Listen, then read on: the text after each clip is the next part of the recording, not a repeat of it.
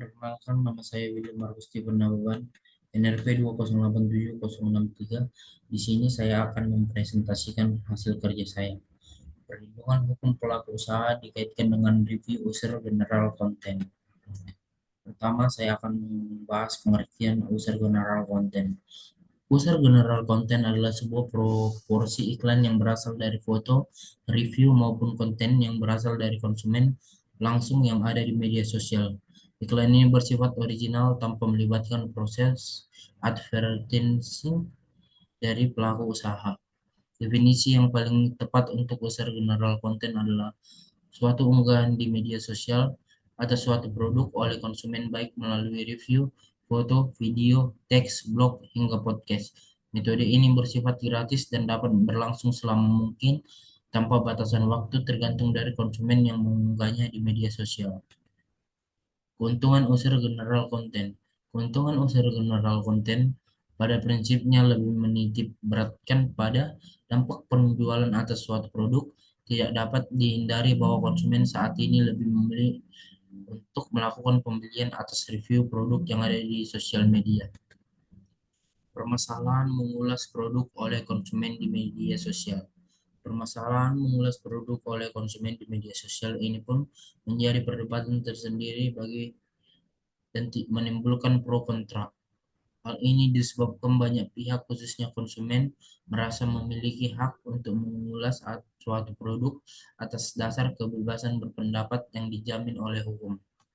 Di lain sisi, pelaku usaha berpandangan perbuatan mengulas review tersebut tidak etis dan justru dapat merusak nama baik produk mereka, khususnya adalah ulasan yang diberikan oleh influencer yang memiliki pengikut dalam jumlah besar di media sosial sehingga mampu mempengaruhi pengikutnya di media sosial.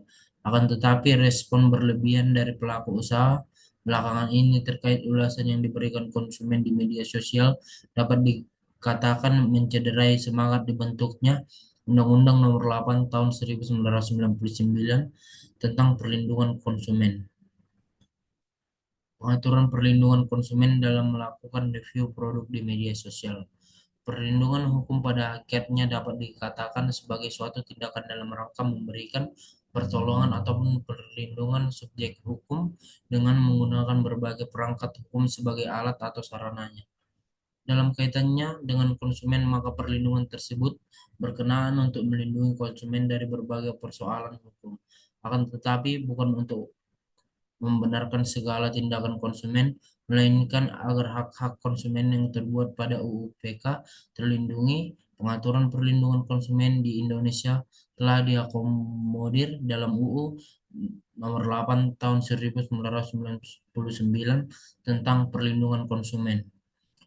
Keberadaan UU PK merupakan bentuk perlindungan hukum guna memberikan kepastian hukum kepada para pihak yang bersangkutan dalam melaksanakan suatu tindakan hukum.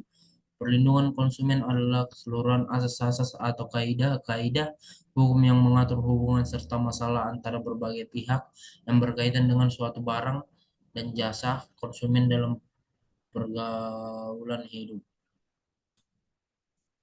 Pasal yang terkait dalam perlindungan konsumen. Pasal 1 angka 1 UU PK memberikan definisi perlindungan konsumen yang pada intinya adalah berbagai macam upaya dengan tujuan menjamin kepastian hukum dalam rangka memberi perlindungan kepada konsumen-konsumen yang dilindungi oleh UU PK adalah konsumen akhir. Pasal 1 angka 2 undang-undang tersebut yang berbunyi konsumen adalah setiap orang memakai barang atau jasa yang tersedia dalam masyarakat, baik-baik kepentingan diri sendiri, keluarga, orang lain, maupun makhluk hidup lain dan tidak untuk diperdagangkan. Pasal 1 angka 3 UU PK dijelaskan juga bahwa pelaku usaha adalah setiap orang perseorangan atau badan usaha baik yang membentuk badan hukum maupun badan hukum yang didirikan dan berkedudukan atau melakukan kegiatan dalam wilayah hukum negara Republik Indonesia baik sendiri maupun bersama-sama melalui perjanjian penyelenggaraan kegiatan usaha dalam berbagai bidang ekonomi.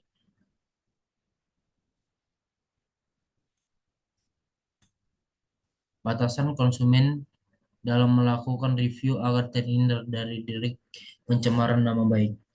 Sebenarnya konsumen pada hakikatnya memiliki hak untuk dapat melakukan review atas suatu produk di media sosial yang dijamin oleh Undang-Undang 1945 dan Undang-Undang Perlindungan Konsumen. Akan tetapi yang harus dipahami adalah pelaksanaan hak tidak dapat dilakukan dengan cara melanggar hak asasi orang lain sebagai ditegaskan dalam pasal 28J ayat 1 Undang-Undang 1945. Hal tersebut berhubungan dengan norma yang terdapat dalam masyarakat, khususnya norma kesopanan. Akhirnya, konsumen memiliki batasan tersebut dalam melakukan ulasan suatu produk, barang, jasa yang digunakan di media sosial. Norma kesopanan merupakan salah satu hal yang sangat perlu menjadi titik perhatian apabila ingin melakukan suatu ulasan yang dilakukan oleh konsumen. Selain norma kesopanan, terdapat batasan lain yang wajib ditaati oleh setiap konsumen saat melakukan review suatu produk di media sosial, yakni harus didasarkan atas kejujuran, tidak berlebihan, dan penuh dengan tanggung jawab. Mutu. Berdasarkan hal tersebut, maka dapat diketahui bahwa pada hakikatnya setiap konsumen memiliki hak untuk melakukan review atas suatu produk di media sosial.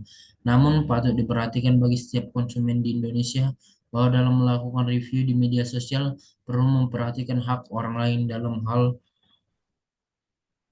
ialah pelaku usaha.